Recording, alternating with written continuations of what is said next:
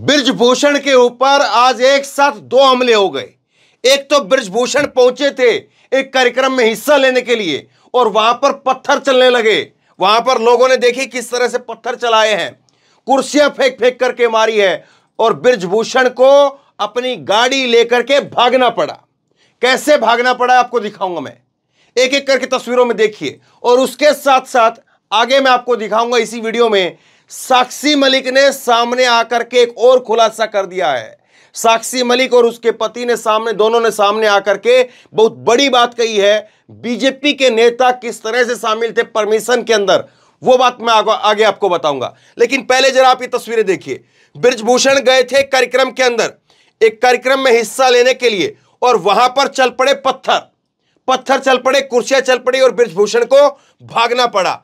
बृजभूषण सिंह के काफिले पर पथराव हुआ गया है। बवाल के दौरान बाल बाल बचे बीजेपी के सांसद। गोंडा में बीजेपी सांसद बृजभूषण सिंह के कार्यक्रम के दौरान बवाल हो गया। बवाल को बढ़ता देख सुरक्षा कर्मियों ने सांसद को वहां से बचा करके निकाला। सांसद बीजेपी अल्पसंख्यक मोर्चा के कार्यक्रम में शामिल होने के लिए कटरा बाजार विधानसभा के बरबटबट में पहुंचे थे। ये बवाल कार्यक्रम खत्म होने के बाद में हुआ। ऐसा बवाल हो गया है कि गाड़ी लेकर के भागना पड़ा। ये गाड़ियां, ये काफिला देख रहे हैं आप, ये गाड़ियां लेकर के बृजभूषण को निकलना पड़ा। लोग पत्थर पर पत्थर चला रहे हैं, कुर्सियां फेंक फेंक करके मार रहे हैं। और आगे तस्वीरें आप देखिए, आगे तस्वीरें देखिए आप। कार्यक्रम स्थल पर लोगों ने पत्थरों से हमला कर दिया है, पत्थर फेंक फेंक करके मार रहे हैं लोग बुरी तरीके से। और ये आप देखिए कुर्सी, ये कुर्सी आप देख रहे हैं, यहां पर कुर्सियां फेंक फेंक करके मारी है। कार्यक्रम के दौरान उपद्रवियों ने एक दूसरे पर जम करके कुर्सियां फेंक फेंक करके मारी। ये कुर्सी आप देखिए, एक व्यक्ति जो है यहां पर ये कुर्सी लेकर के खड़ा हुआ है, लाल रंग की एक कुर्सी यहां पर नजर आ रही है। तो ये हालत हो गई है बृजभूषण के कार्यक्रम के दौरान और उनको निकालना पड़ा है। अब ये देखिए जहां पर कार्यक्रम था बृजभूषण का, कैसे जो है वो अफरा तफरी मच रही है। विवाद होता देख कार्यक्रम स्थल पर भगदड़ मच गई। कई लोग जो है चोटिल हो गए, कई लोग जो है वो चोटिल हो गए हैं। कार्यक्रम स्थल पर पहुंचे लोग किसी तरह से अपनी जान बचा करके मौके से भागे। ये सब कुछ हुआ। और ये गाड़ी देखिए आप, ये यहां से खेतों के अंदर से जो है ये मेन रोड पर गाड़ी चढ़ाने की कोशिश कर रहा है और लोग देखिए किस तरह से भाग रहे हैं। लोग भाग रहे हैं, कोई अपनी गाड़ी जैसे तैसे भगा रहा है, क्योंकि सबको पता है एक बार इस बवाल के अंदर फंस गए तो समझ लो गाड़ी भी गई और जान भी गई। तो इसीलिए लोग जो है वो भाग करके निकले हैं। लेकिन बृजभूषण का देखिए अलग लेवल पर बृजभूषण का चल रहा है। यहां पर तो हालात क्या दिख रहे हैं, यहां पर तो हालात दिख रहे हैं कि बृजभूषण की हालत टाइट हो गई है। बृजभूषण के कार्यक्रम में पत्थर चल रहे हैं, कुर्सियां चल रही हैं, मौके से बवाल देख करके भागना पड़ रहा है उनको। बवाल बढ़ता देख करके सुरक्षा कर्मियों ने वहां से बचा करके निकाला है। लेकिन बृजभूषण कह रहा है मोदी की लहर चल रही है। कार्यक्रम के बाद बृजभूषण ने मीडिया से बातचीत की और कहा कि भारत में मोदी की लहर चल रही है। यानी मोदी का जो खूंटा है बृजभूषण ने पकड़ा हुआ है। बृजभूषण को पता है कि मोदी का नाम लेता रहूंगा तो बचता रहूंगा, लेकिन कब तक, यह भी बड़ा सवाल है। और दूसरी तरफ जो है मीडिया से बात करते हुए कहता है ये हंगामे से पहले बातचीत हुई है, उसके बाद तो जो है वो मौका ही नहीं मिला कि वो बात कर पाए, कुछ कह पाए। गाड़ी लेकर के भागना पड़ा है।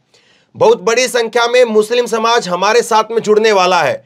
जब क्रिया होती है तब प्रतिक्रिया भी होती है। नेताओं का गठबंधन होता है तो जनता का गठबंधन नहीं होता है। जनता अपनी विचार से आती है। दरअसल क्या है कि इसमें पत्रकार पूछ रहे हैं कि अखिलेश यादव उत्तर प्रदेश में गठबंधन कर रहे हैं, तो ये कह रहे हैं कि गठबंधन जो है वो नेताओं का होता है, जनता का नहीं होता है। जनता अब भी मोदी के साथ में है और परसेंटेज की बात आप मत करिए, बहुत बड़ी संख्या में जो है लोग जुड़ने वाले हैं।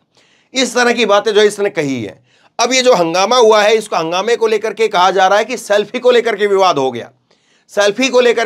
गया, लेकिन ये जो तस्वीरें दिख रही हैं ये बता रही कि सेल्फी को लेकर के ऐसा विवाद नहीं हो सकता है। सेल्फी को लेकर के अगर कोई विवाद हो, दो लोगों के बीच में, दो प्रधानों के बीच में सेल्फी का विवाद बताया जा रहा है कि दोनों प्रधान सांसद के साथ फोटो खिंचवाना चाह रहे थे, ये विवाद बताया जा रहा है। लेकिन अगर वाकई यही विवाद होता तो क्या इतनी बुरी हालत हो सकती है?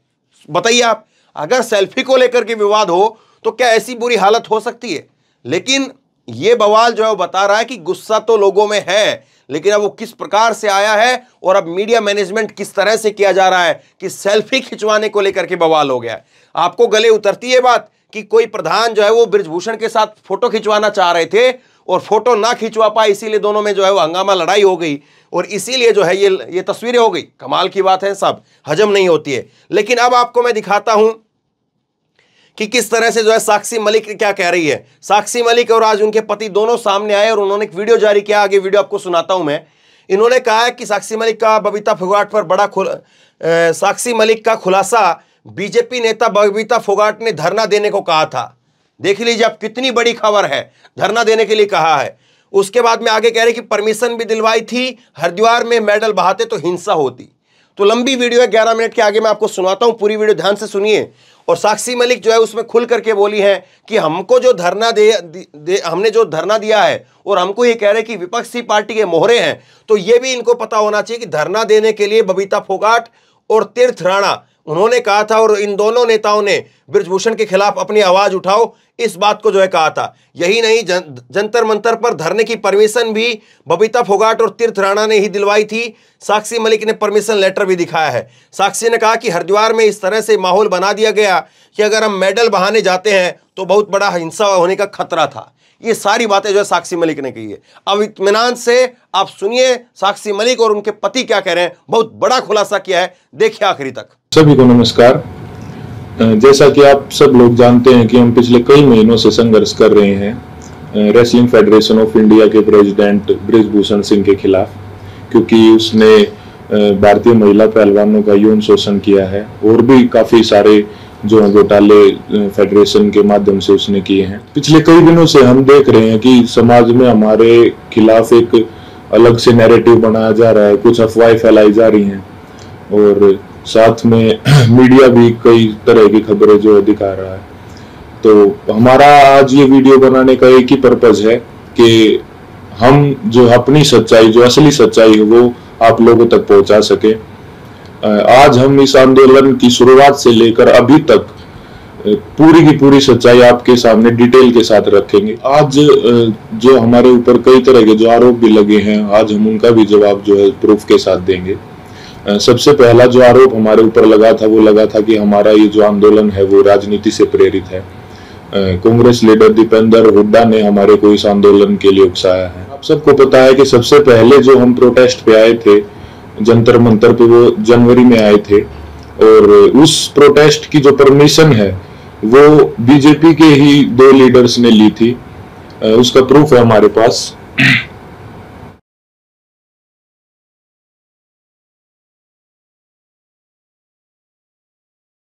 जो प्रोटेस्ट की जो परमिशन जो जंतर मंतर थाने से ली गई थी वो बीजेपी लीडर तीर्थ राणा और बीजेपी लीडर बबीता फोगाट ने जो वो परमिशन ली थी, जिसका प्रूफ भी अभी हमने आपको दिखाया।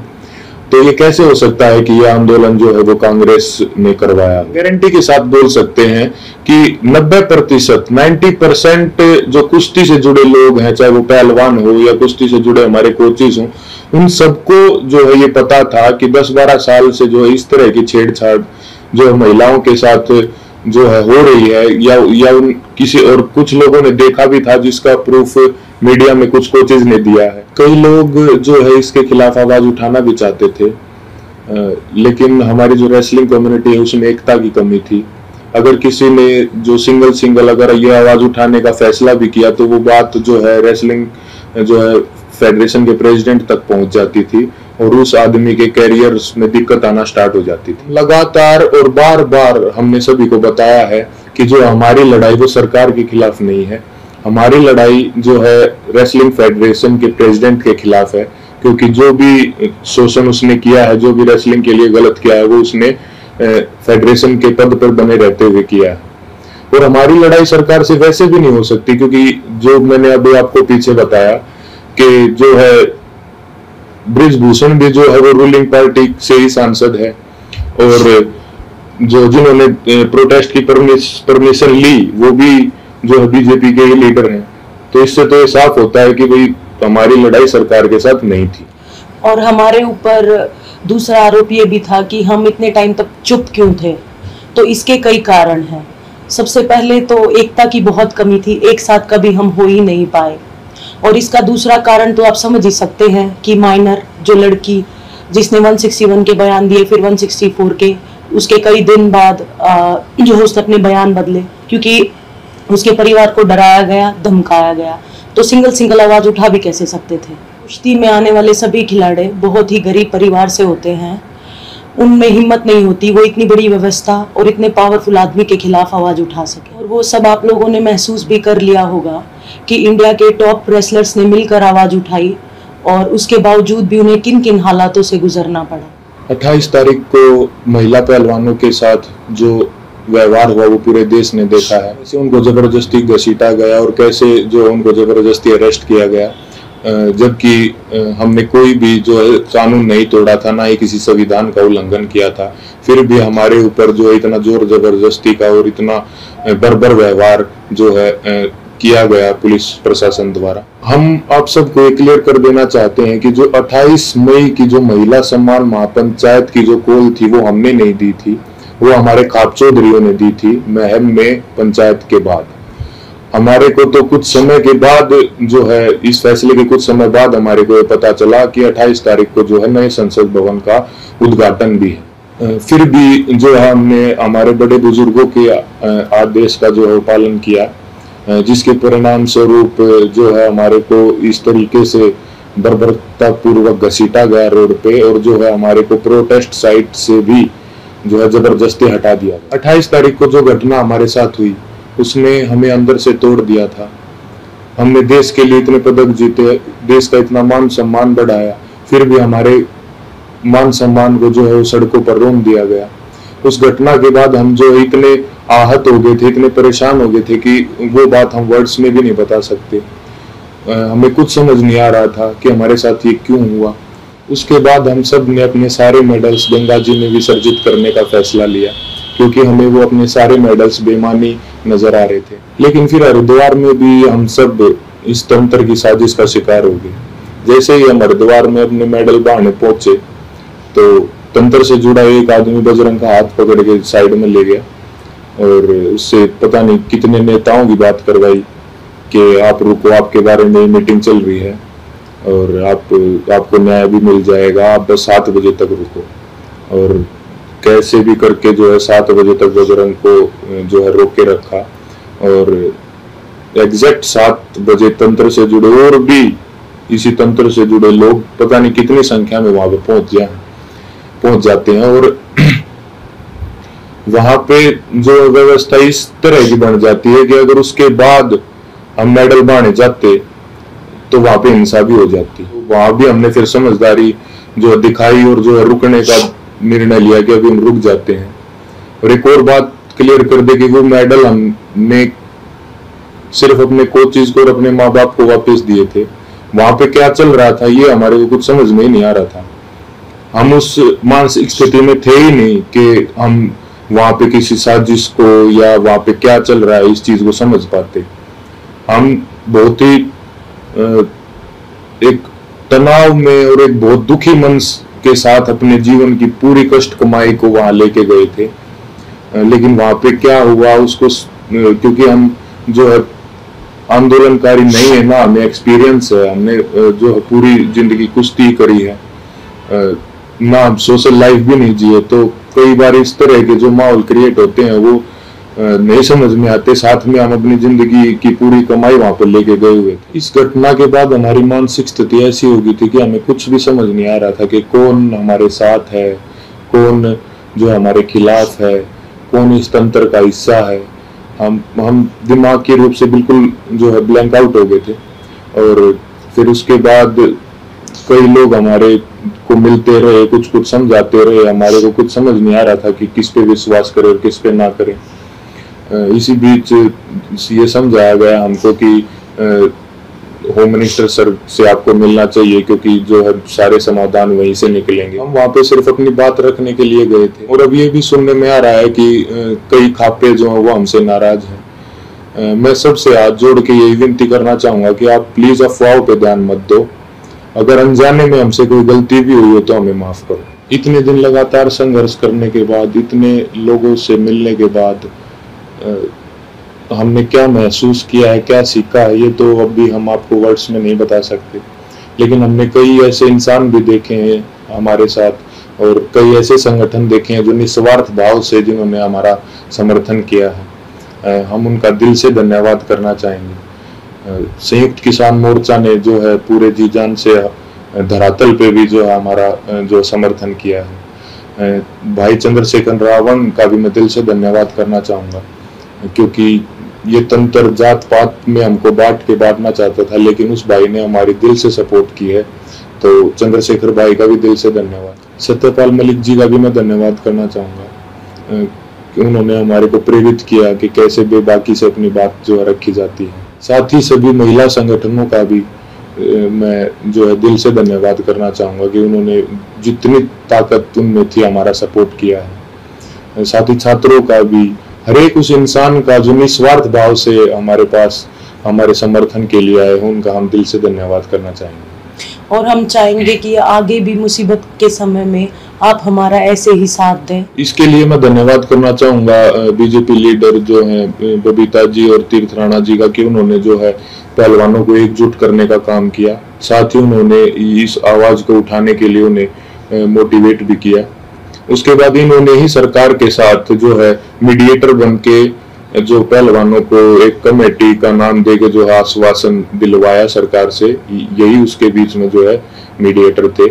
हालांकि वो बस एक आश्वासन ही निकला, क्योंकि उसके बाद जो है उस कमेटी का कोई रिजल्ट नहीं निकला और रेसलिंग फेडरेशन ने अपना काम वापस से वैसे ही सुचारू रूप से जारी रखा, जिसकी वजह से फिर हमें 3 महीने के बाद वेट करके जब हमें न्याय नहीं मिला तो हमें दोबारा जो है वो जंतर मंतर पर आना पड़ा। हम अपने माध्यम से सभी देशवासियों को ये संदेश देना चाहते हैं कि कभी भी किसी के साथ भी अगर कोई अन्याय होता है तो हमें जो है हमेशा ही एकजुट होने की जो जरूरत रहती है और होना चाहिए हमें एकजुट, क्योंकि हमने इतने इस दौर में यही महसूस किया कि कहीं ना कहीं तंत्र हमारी एकता की कमी है, जो हम बटे हुए हैं उसका ही ये फायदा उठाता है। किसी के साथ भी अन्याय हो तो आप प्लीज एक साथ आइए। अन्याय के खिलाफ निस्वार्थ और सच्चे मन से अगर हम कभी भी एकजुट होकर अन्याय के खिलाफ आवाज उठाते हैं तो आत्मा को बहुत संतुष्टि मिलती है। धन्यवाद। इस खबर को अभी लाइक करें, शेयर करें, अभी चैनल को सब्सक्राइब करें और घंटी जरूर दबाएं।